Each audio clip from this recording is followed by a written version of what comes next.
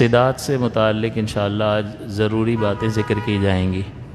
آپ کو بتایا تھا کہ عبادت کے مکمل کرنے کے لیے دو چیزوں کا کرنا ضروری ہے اور ایک چیز سے بچنا ضروری ہے۔ کرنے والے کام کسی بھی عبادت کی جو شرائط ہیں ان کو پورا کرنا لازم ہوتا ہے۔ شرط کو پورا کرنے کی صورت میں انسان اس عبادت کو کرنے کے قابل ہو جاتا ہے۔ جیسے نماز کی شرط ہے طہارت، تو جب تک طہارت حاصل نہیں ہوگی آپ نماز کی ابتدا تو نہیں کر سکتے۔ تو شرائط جو ہیں وہ آپ کو اس قابل بناتی ہیں کہ آپ اس عبادت کو شروع کر سکیں۔ اسی طرح جب شرائط آپ پوری کر لیتے ہیں تو عبادت آپ کی شروع ہو جاتی ہے، اور پھر عبادت کے فرائض ہوتے ہیں، اور فرائض جب آپ پورے کر لیتے ہیں تو یہ آپ کی عبادت مکمل ہو جاتی ہے۔ تو شرط اور فرض کا پورا کرنا ضروری ہے۔ اگر ہم نماز کو لے لیں، پہلے بھی آپ کو بتایا تھا، تو شرائط پوری کرنا ضروری ہے، شرائط کے بعد فرائض پورا کرنا ضروری ہے۔ 6 شرطیں آپ کو بتائی تھیں: وقت، طہارت، ستر عورت، استقبال قبلہ، نیت اور تکبیر تحریمہ، اور 7 فرائض ہیں: تکبیر تحریمہ، قیام، قراءت، رکوع، سجود، قعدہ اخیرہ، اور خروج بصنعہ، یعنی اپنے عمل کے ذریعے سے نماز سے باہر نکلنا۔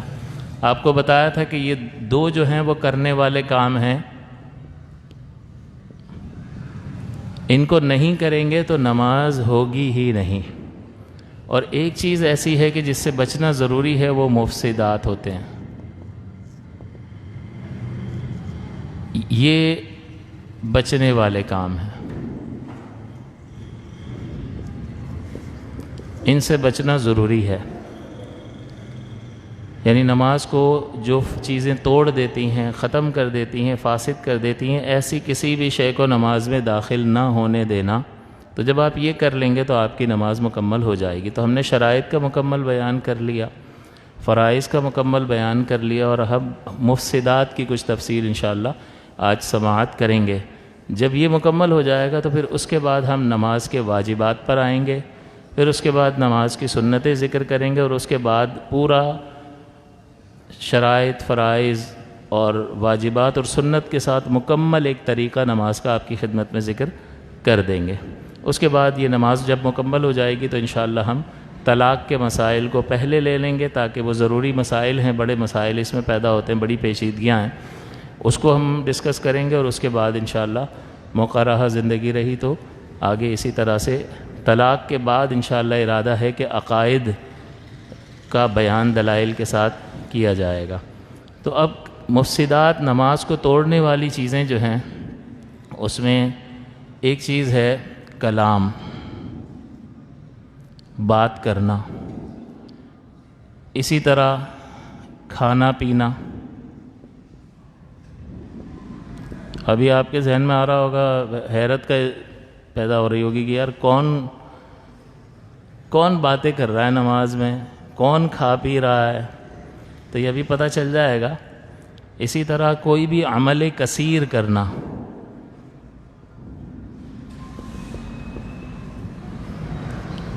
اسی طرح چلنا،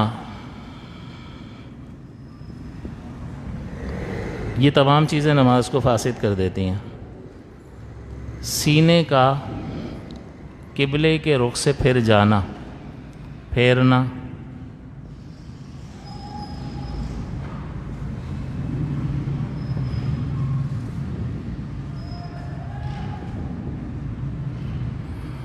یہ موٹی موٹی 4 باتیں 5 باتیں آپ اگر ذہن میں رکھیں کہ کلام نماز کو فاسد کر دیتا ہے۔ حضرت معاویہ بن حکم روایت کرتے ہیں کہ نبی اکرم صلی اللہ علیہ وسلم نے ارشاد فرمایا کہ نماز میں کوئی بھی کلام درست نہیں ہے، نماز تو نہیں ہے مگر تسبیح، تکبیر اور قراءت قرآن۔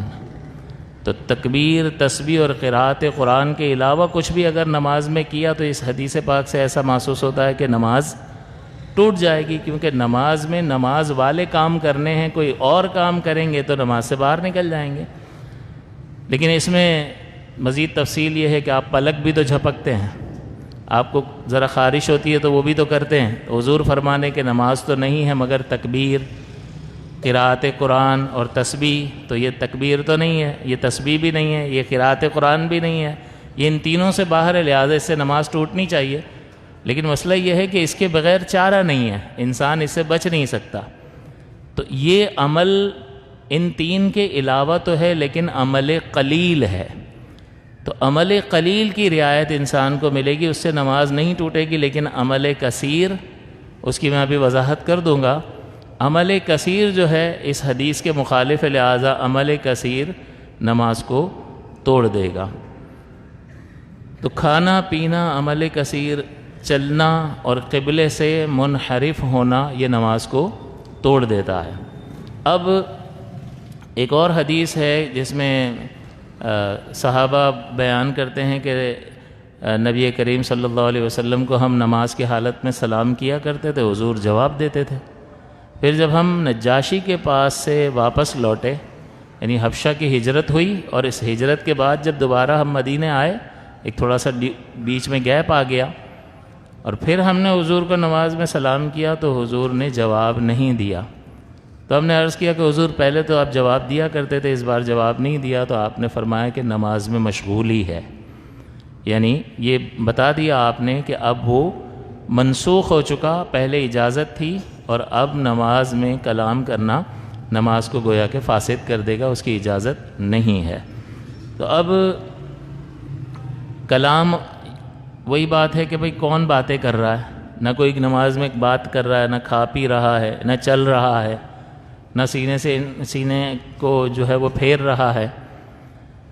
تو ٹھیک ہے، جان بوجھ کے کوئی ایسا نہیں کر رہا، لیکن کھانے پینے کا یا کلام کرنے کا اور ان چیزوں کا معنی کیا ہے؟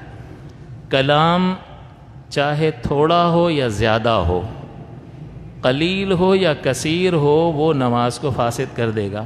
تو اب پورا جملہ تو کوئی نہیں بولنے لگ جائے گا، باتیں نہیں کرنے لگ جائے گا نماز کی حالت میں، لیکن اگر کوئی حروف انسان کی زبان سے اگر نکل جاتے ہیں اور وہ اس کا عادی ہوتا ہے بولنے کا، ارے، نعم، اس طرح کا کوئی لفظ، اف، اوہ، اس طرح کا کوئی لفظ اگر نکلے گا اور اس کا وہ عادی ہے تو یہ کلام کہلائے گا. اور یہ کلام کہلائے گا تو پھر اس طرح کی کوئی چیز نماز میں پائی گئی تو نماز کو فاسد کر دے گی. اب بظاہر دیکھیں تو کلام کی کوئی صورت نہیں ہے، لیکن اس طرح کی آواز منہ سے نکلنا کہ جس میں حروف بن جائیں وہ مفسد نماز ہوتا ہے. تو اس اعتبار سے اگر اس کو دیکھیں گے تو معلوم ہو جائے گا. تو پہلی بات یہ ہے کہ کوئی بھی آواز ایسی نکلے جو حروف بنا دے تو پھر وہ کلام کہلاتا ہے، اور کلام نماز کو فاسد کر دیتا ہے. لیکن اس کے لیے ضروری ہے کہ آواز سے ہو، اتنی آواز ہو کہ یہ نمازی اس کے خود اپنے کان سن لیں. لہذا دل ہی دل میں اگر کوئی بات کی ہے تو اس سے نماز فاسد نہیں ہوتی ہے. اتنی آواز سے کوئی حرف پیدا ہو گیا تو پھر نماز فاسد ہوگی. تو اس میں آواز ضروری ہے. اور اس کے بعد کم ہو زیادہ ہو اس کا کوئی مسئلہ نہیں ہے، مجبوری میں کیا یا ویسے ہی کر لیا، کہنا کچھ چاہتا تھا اور کچھ اور زبان سے نکل گیا، تو خطا میں ہو، سہو میں ہو، کسی بھی طرح ہو، اگر کلام زبان سے نکلے گا تو وہ نماز کو فاسد کر دے گا. اسی طرح سے ہم نماز پڑھ رہے ہیں امام صاحب کے پیچھے، اور امام صاحب نے کوئی غلطی کی ہے تو ہم ان کو نماز صحیح کرنے کے لیے پیچھے سے لقمہ دے رہے ہوتے ہیں، بتا رہے ہوتے ہیں کہ آپ یہ غلطی کر رہے ہیں، اس کو ٹھیک کر لیں، اور ہم اس کے لیے کہتے ہیں سبحان اللہ. تو بظاہر یہ تسبیح لگتی ہے لیکن حقیقت میں یہ کلام ہے. اب یہ دیکھا جائے گا کہ یہ کلام جو ہے وہ صحیح مقام پر جہاں شریعت اجازت دیتی ہے وہاں کیا گیا ہے تو یہ نماز کی اصلاح کے لیے کہا جائے گا کہ نماز کو ٹھیک کرنے کے لیے بولا ہے، لہٰذا نماز فاسد نہیں ہوگی. لیکن صحیح مقام پر لقمہ دیا ہے یا نہیں دیا، اگر صحیح مقام پر دیا ہے تو نماز فاسد نہیں ہوگی، لیکن غلط مقام پر دیا ہے تو اس کی نماز گئی. اور اگر امام نے لقمہ لے لیا تو امام کی بھی گئی، اور جب امام کی گئی تو پیچھے قوم کی بھی گئی. اس لیے امام کو بڑا محتاط رہنا پڑتا ہے کہ امام جو ہے اس کی گئی تو پیچھے تمام کی چلی جائے گی۔ تو وہ امام اعظم ابو حنیفہ رحمۃ اللہ علیہ ایک بار بارش ہو رہی تھی، ایک مقام پر موجود تھے، تو ایک بچہ جو ہے وہ اچھلتا کودتا پانی میں سے گزرتا ہوا جا رہا تھا، احتیاط سے نہیں چل رہا تھا۔ آپ نے فرمایا احتیاط کرو، کہیں پھسل جاؤ گے تو چوٹ لگے گی۔ اس نے کہا جی حضرت بالکل، لیکن مسئلہ ہے اگر آپ بھی احتیاط کریں، کیونکہ میں پھسلا تو اکیلا ہی پھسلوں گا، اور اگر آپ پھسلے تو پوری قوم آپ کے پیچھے پھسلے گی۔ تو امام جو ہے اس کی گئی تو سب کی گئی۔ اس لیے علماء جو ہے ان کی احتیاط عوام کے مقابلے میں زیادہ ہوتی ہیں۔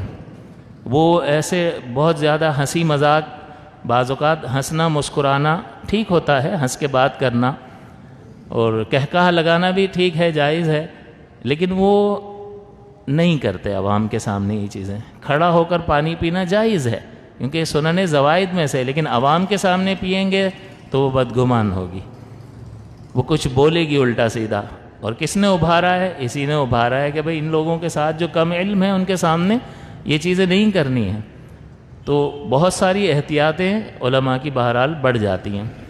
اب یہ لقمہ پیچھے والے نے دیا تو محل میں دیا یا نہیں دیا، یہ ضروری ہوتا ہے دیکھنا۔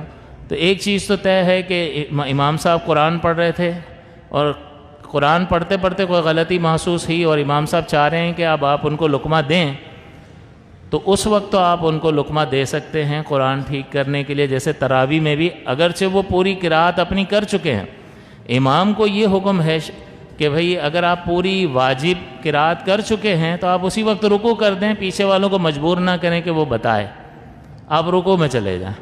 یا اگر پوری قرات نہیں کی ہے پھر بھی آپ پیچھے والے کو مجبور نہ کریں، آپ اگلی کسی صورت پر منتقل ہو جائیں، امام کے لیے یہ حکم ہے۔ لیکن اگر کوئی ایسی آیت ہے کہ یہاں پر رکنا صحیح نہیں ہے، معنی کو فاسد کرے گا، اور یہاں پر رکوع کرنا بھی فائدہ نہیں دے گا اور دوسری صورت پر جانا بھی مفید نہیں ہوگا، تو لہٰذا پھر امام اس کو بار بار پیچھے سے پڑھتا ہے اور پیچھے والوں کو جتاتا ہے کہ بھئی مجھے بتاؤ تاکہ میں اس کو ٹھیک کر لوں۔ تو وہ اس کو ٹھیک کرنے کے لیے گویا کہ لوگوں کو مجبور کرتا ہے، پھر وہ بتاتے ہیں۔ تو جب قرات کا معاملہ ہوتا ہے اس میں آپ کسی بھی وقت اگر امام رک رہا ہے اور یہ چاہتا ہے کہ آپ اسے بتائیں تو آپ اس کو بتا سکتے ہیں، لقمہ دینے کی نیت سے قرآن پڑھ سکتے ہیں، قرات کی نیت سے نہیں، تو اس میں کسی کی بھی نماز پہ کوئی فرق نہیں پڑے گا، شریعت اس کا مطالبہ کرتی ہے۔ تو اس میں وہ محل ہی ہے، یعنی صحیح مقام پر لقمہ دیا۔ لیکن ایک یہ ہوتا ہے کہ امام صاحب کو دوسری رکعت پر بیٹھنا تھا، قعدہ اولا کرنا تھا، واجب تھا، اور امام صاحب بھول گئے اور کھڑے ہونے لگے۔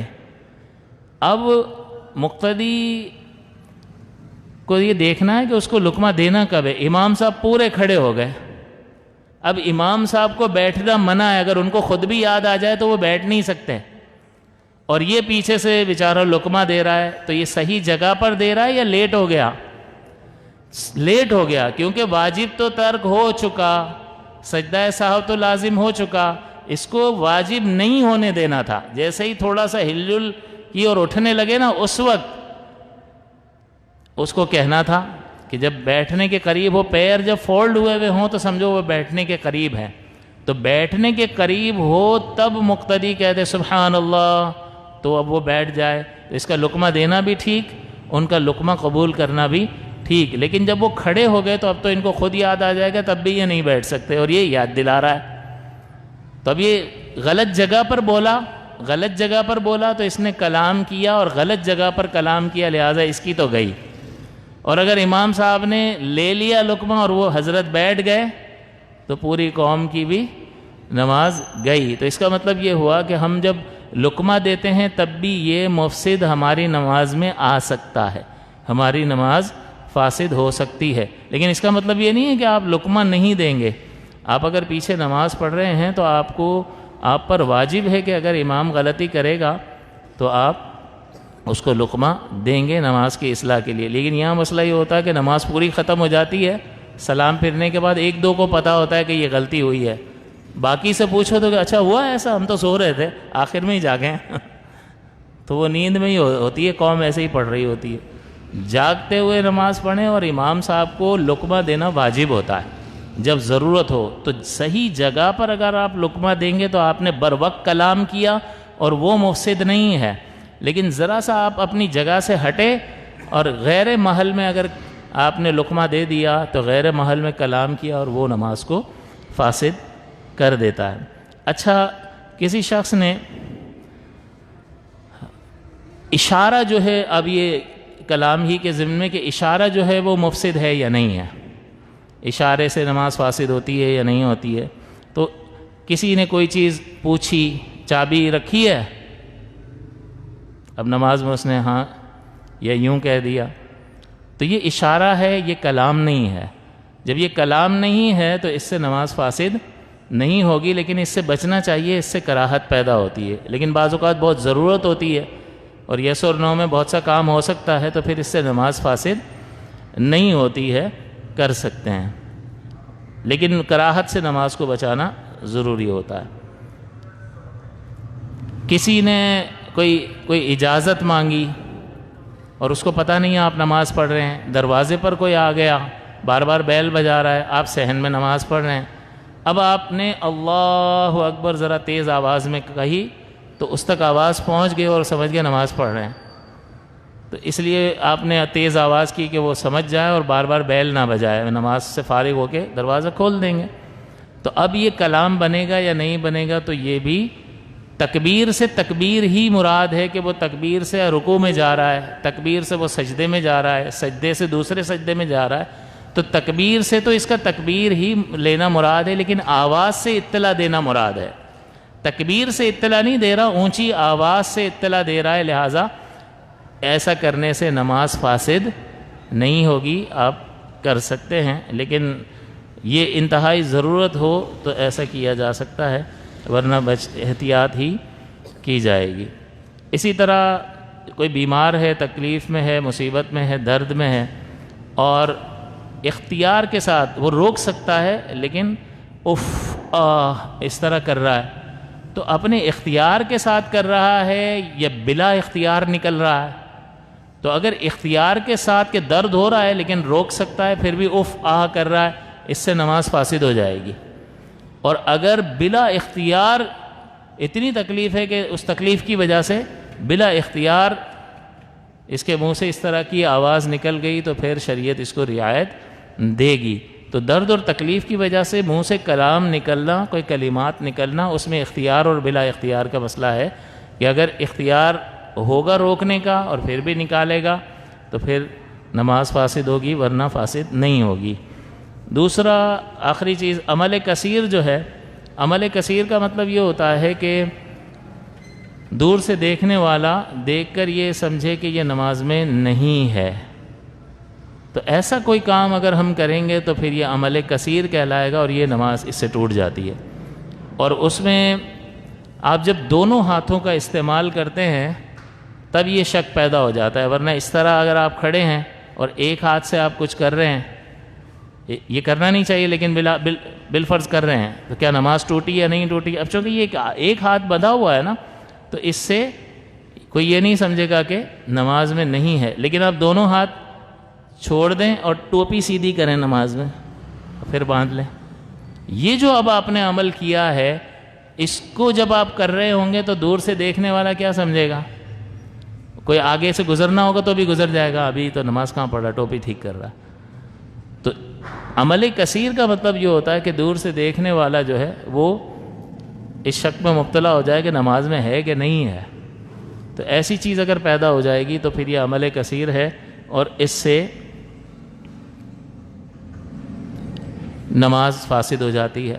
چلنا جو ہے، جیسے آگے کی صف کبھی بعض اوقات ہوتا ہے کہ کسی نے جگہ خالی چھوڑ دی اور آپ آئے اور آپ پیچھے کھڑے ہو گئے، یا ایک صفیں بنی ہوئی ہیں، نماز ادا ہو رہی ہے اور کسی کا وضو ٹوٹ گیا، وہ چلا گیا، اب یہ جگہ خالی ہو گئی، اس کو بھرنا واجب ہے۔ اب کیسے بھریں؟ اب یہ پیچھے والا نمازی آگے آئے گا نماز کی حالت میں، لیکن نماز کی حالت میں 3 قدم ایک ساتھ چلنا مفسد نماز ہوتا ہے، لہٰذا وہ بڑے بڑے 2 قدم اٹھا کر آگے آ سکتا ہے، تو اسے یہ جگہ پر کرنی ہوگی۔ تو بعض اوقات اگر کوئی شخص کسی وجہ سے 3 قدم اگر چل لے گا تو اس کی نماز فاسد ہو جائے گی۔ کسی کا دھکا لگ گیا اور اتنا تیز لگ گیا کہ 2 3 4 قدم ہی آگے نکل گیا، تو کیا ہوا نماز کا؟ نماز فاسد ہو گئی۔ تو یہ چلنا جو ہے وہ اس طرح سے اگر پایا گیا تو نماز اس سے فاسد ہو جائے گی۔ کھانے پینے کا جہاں تک تعلق ہے، کون کھا پی رہا ہے بھائی نماز میں کوئی بھی کھا پی نہیں رہا ہے، لیکن اس میں تفصیل یہ ہے کہ آپ نے کھانا کھایا اور آپ نماز پڑھنے کے لیے کھڑے ہو گئے، اب خوراک کے ذرات آپ کے منہ میں ہیں، اس کو نماز کی حالت میں نگل رہے ہیں، تو اس کا کیا حکم ہوگا؟ میٹھی چیز کوئی کھائی تھی اور بہت رش تھا اور کلی کرنے کے لیے جانے کا موقع نہیں ملا، پانی بھی نہیں تھا کہ پی لیتے، اور کھانے کی بھی جلدی تھی کہ نماز تک انتظار کریں گے تو ہمارا دم نکل جائے گا، تو وہ رکھنے سے بھی رہے، کیونکہ جلدی تو ہمیں بہت ہوتی ہے، لیکن بہرحال ایک کام ہو گیا۔ اب وہ کیا کرے؟ اس مٹھاس کی وجہ سے نماز فاسد ہوگی یا نہیں ہوگی، یہ بھی ایک سوال پیدا ہوتا ہے۔ پھر اندر ایک چیز پہلے سے موجود تھی، اس کو نگلنے کا کیا حکم ہے، اور باہر سے کوئی چیز لے کر گیا، اس میں کیا حکم ہے؟ کہ بارش ہو رہی ہے اور یہ کھلی جگہ میں کھڑا ہوا اور پانی کے قطرے گر رہے ہیں، اب منہ کھولتا ہے تو قطرے اندر جاتے ہیں، اور کوئی قطرہ گیا اور اس نے اس کو پیا تو کیا حکم ہوگا؟ تو یہ پایا گیا نا، صورت پیدا ہو سکتی ہے، لہٰذا مسائل معلوم ہونے چاہیے۔ تو لہٰذا اگر پہلے سے کوئی کھانے کے ذرات پہلے سے موجود ہوں تو وہ اتنے بڑے ہوں کہ جیسے چنے کے دانے کے برابر اگر کوئی چیز نگلی ہے اس نے، تو نماز فاسد ہو جائے گی۔ مٹھاس اگر محسوس ہو رہی ہے کسی چیز کی تو اس سے نماز فاسد نہیں ہوگی۔ ہاں، چینی کے دانے موجود تھے منہ میں اور نماز شروع کر دی اور پھر وہ گھل گئے اور حلق سے نیچے اتر گئے تو نماز فاسد ہو جائے گی۔ صرف مٹھاس کا ہونا الگ ہے، لیکن چینی کا ہونا ایک علیحدہ چیز ہے۔ کوئی ایسی چیز کھا لی کہ جس میں چینی کے دانے بھی تھے اور نماز شروع کر لی اور وہ اب گھل کر حلق سے نیچے اتر رہے ہیں تو نماز فاسد ہو جائے گی۔ اور اگر باہر سے کوئی چیز لے کر جا رہا ہے تو باہر سے ایک تل کے برابر بھی کوئی چیز لے کر جائے گا تو نماز فاسد ہو جائے گی۔ ایک قطرہ بھی پانی کا بارش کا اگر چلا گیا اور حلق سے نیچے اتر گیا تو نماز فاسد ہو جائے گی۔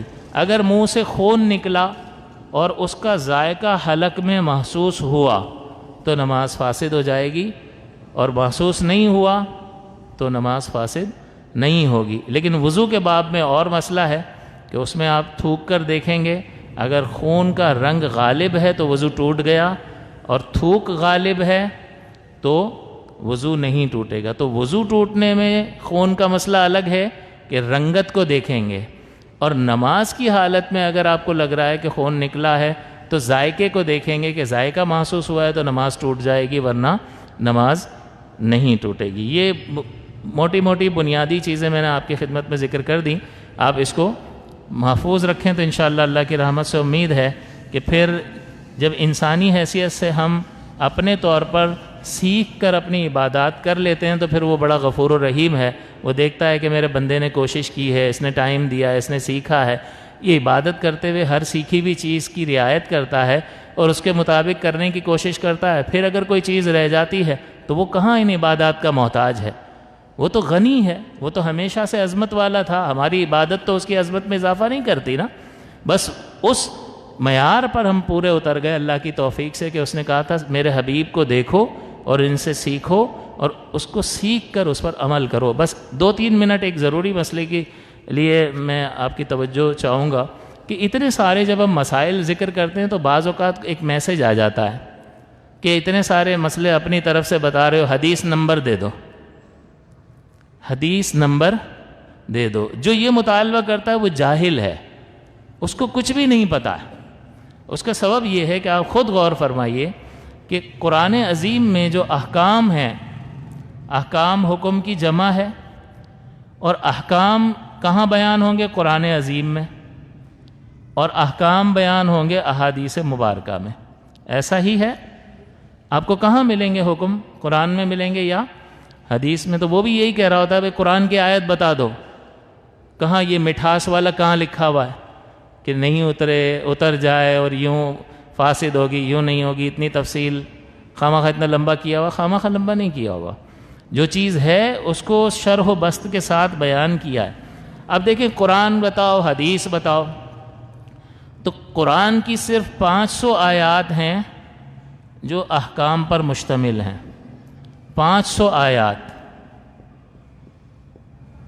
جن میں حکم بیان ہوا ہے، اور کل آیات ہیں 6666، قرآن عظیم کی 6666 آیات ہیں، جن میں 500 میں اللہ تعالیٰ نے کوئی حکم بیان فرمایا ہے، اور احادیث جو ہیں وہ 3 سے 5,000 ہیں جن میں اللہ تعالیٰ نے حکم بیان فرمایا ہے۔ تو یہ احکام کی حدیثیں 3 سے 5,000 حدیثیں ہیں، ان میں کوئی حکم بیان فرمایا ہے، ورنہ حدیثوں کی تعداد بہت زیادہ ہے، لیکن ہر حدیث میں کوئی حکم بیان نہیں ہوا، اور بہت ساری چیزیں بیان، ثواب بیان ہوا ہے، ترغیبیں بیان ہوئی ہیں، عمل کی طرف ابھارنا، عذابات وغیرہ بہت ساری چیزیں ہیں۔ تو اب قرآن میں 500 آیتیں ہیں جن میں حکم ذکر ہوا، اور احادیث میں 3,000 سے 5,000 حدیثیں ایسی ہیں کہ جن میں حکم بیان ہوا ہے۔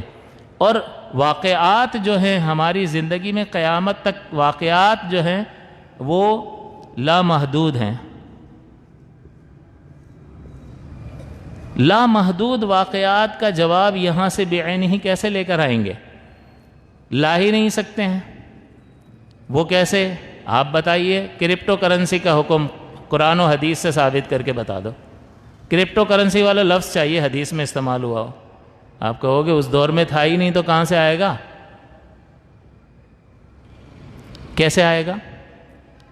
آن لائن ٹریڈنگ قرآن و حدیث سے بتاؤ۔ انشورنس اس زمانے میں تو نہیں تھی، قرآن و حدیث سے بتاؤ۔ حدیث نمبر بتا دیں جی ان کو، جاہلوں کو، قرآن و حدیث سے انشورنس کا حکم بتا دو۔ یہ جو فوریکس ٹریڈنگ ہوتی ہے، فورن کرنسی کی جو ٹریڈنگ ہوتی ہے، اس کا حکم بتا دو قرآن و حدیث سے۔ ہے ہی نہیں، یہ چیزیں پہلے تھی ہی نہیں، تو یہ لفظ بھی آپ کو نہیں ملے گا دیکھنے کو قرآن اور حدیث میں۔ تو اس کا مطلب یہ ہوا کہ ان کا حکم شریعت بیان کرے گی یا نہیں کرے گی؟ کیسے بیان ہوگا؟ علماء قرآن و حدیث میں غور و تفکر کر کے ہمیں معلوم کر کے بتا کے دیں گے، تو وہ قیاس کے ذریعے بتا کے دیں گے۔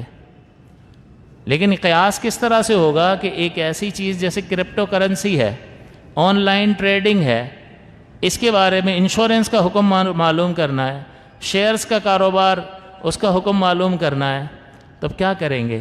ہیروئن کا کہاں ذکر ہے؟ چرس کا ذکر ہے قرآن حدیث میں؟ شراب کا ہے تو کوئی ہیروئن کا لفظ دکھا دے حدیث میں، چرس کا لفظ دکھا دے، بھنگ کا لفظ دکھا دے۔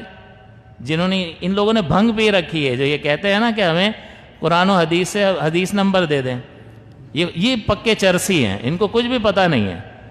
تو اصل پھر کیا ہوتا ہے، اس کا طریقہ کار کیا ہوتا ہے کہ علماء جہاں قیاس کس طرح سے ہوتا ہے کہ جس حکم کو قرآن و حدیث میں بیان کیا گیا ہوتا ہے، دیکھتے ہیں یہ والا جو معاملہ ہے کس سے مماثلت رکھتا ہے۔ جیسے ہیروئن کا حکم، کسی اور نشے کا حکم، اب وہ لفظ بلفظ تو آپ کو نہیں ملے گا، اب کیسے معلوم کریں؟ تو اب دیکھا کہ شریعت نے شراب کو حرام قرار دیا ہے۔ اب شراب کو حرام کرنے کی وجہ میں غور کیا کہ کیوں حرام قرار دیا ہے، تو جواب آتا ہے نشہ، اس کو کہتے ہیں علت۔ اب یہ نشہ جہاں جہاں بھی پایا جائے گا، یہ شراب والا حرام ہونے کا حکم اس چیز میں بھی آ جائے گا۔ تو اس کو کہتے ہیں قیاس، کہ بیان کردہ حکم کو وہاں تک لے جانا جس بارے میں کوئی حکم قرآن و حدیث میں موجود نہیں ہے، لیکن وہی وجہ کہ جو پیچھے بیان کردہ حکم میں موجود ہے، وہی وجہ اس چیز میں بھی پائی جا رہی ہے، تو اس علت کی بنا پر اس کو کہتے ہیں علت جامعہ مشترکہ۔ علت جامعہ مشترکہ کی بنا پر مقیس علیہ کا حکم مقیس تک لے جانا، یعنی قرآن و حدیث کا حکم ایسی چیز تک لے جانا جہاں حکم بیان نہیں ہوا۔ انشورنس کا کیا حکم ہے جی؟ اب بتا دے کوئی انشورنس کا لفظ ملے گا قرآن و حدیث میں؟ ملے گا ہی نہیں۔ سافٹ ویئر کسی کا کاپی کر لینا، سافٹ ویئر، اب صحابہ کو یعنی یہ ڈیمانڈ کر رہے ہوتے ہیں کہ اگر یہ جو کہہ رہے ہوتے ہیں نا قرآن و حدیث سے بتائیں، یہ کیا کہہ رہے ہوتے ہیں؟ یہ کہہ رہے ہوتے ہیں کہ اگر قیامت تک سمجھ لو 10 ارب مسائل پیش آنے ہیں لوگوں کو، تو 10 ارب حدیثیں ہونی چاہیے۔ بھئی قرآن جو ہے، حدیث جو ہے جزئیات کو بیان کرنے نہیں آیا، یہ اصولوں کی کتاب ہے اور یہ اصولی بات کرتی ہے، اور یہ اصول کی بنا پر آپ قیامت تک کے مسائل حل کر سکتے ہو۔ یہی تو اللہ تعالیٰ کے کلام کا اعجاز ہے، اور رسول مکرم صلی اللہ علیہ وسلم کے کلام کا اعجاز ہے کہ اگر 10 چیزیں منع کرنی ہوتی ہیں، ایک چیز منع فرما دیتا ہے، اس کی وجہ جہاں جہاں پائی جاتی ہے وہ چیز منع ہو جاتی ہے۔ تو یہ علماء کا کام ہے کہ علماء جو ہے وہ موجودہ جو حکم ہوتا ہے قرآن و حدیث میں، اس کی بنا پر قیاس کر کے اس کا حکم آگے منتقل کرتے ہیں۔ اور بھی دلیلیں دی جا سکتی ہیں انشاءاللہ، آج وقت زیادہ ہو گیا۔ انشاءاللہ اگلے ہفتے اس ہی موضوع سے ذرا ابتدا کریں گے، اس کو واضح کریں گے، اور پھر ہمارے جو مفسدات کا ہے 1-2 چیزیں رہ گئی ہیں اس کو بیان کو ختم کر کے نماز کا چیپٹر ہمارا ختم ہو جائے گا انشاءاللہ، پھر واجبات نماز شروع کریں گے۔ اللہ